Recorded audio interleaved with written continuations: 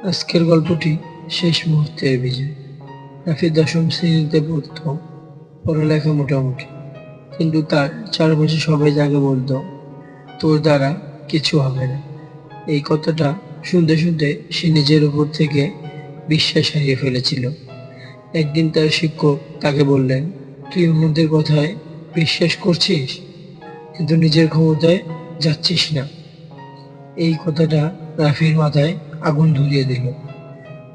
সে ঠিক করল, আমি হারবো তখনই যখন চেষ্টা বন্ধ করব। সেদিন থেকে সে ছোট বাট নিয়মিত টার্গেট নিল।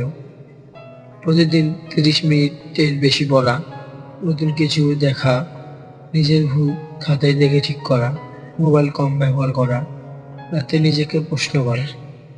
সময় গেল, একদিন রেজাল্ট বের হল। রাফি স্কুলের টপ 5-এ জায়গা পেল। যারা একসময় তাকে দেখে হাসতো, আজ তারাই তার কাছে নোট চায়। রাফি তখন শুধু হাসলো এবং বলল, আমি প্রমাণ করেছি ওদের জন্য নয়, নিজের জন্য। এখান থেকে আমরা 3টা জিনিসই শিখতে পারি। তুমি ধীর হলেও সমস্যা না, থেমে গেলে সমস্যা। নিজের ওপর বিশ্বাস না থাকলে বড় কিছু করা অসম্ভব। ছোট অভ্যাসই বড় সফলতার চাবিকাঠি।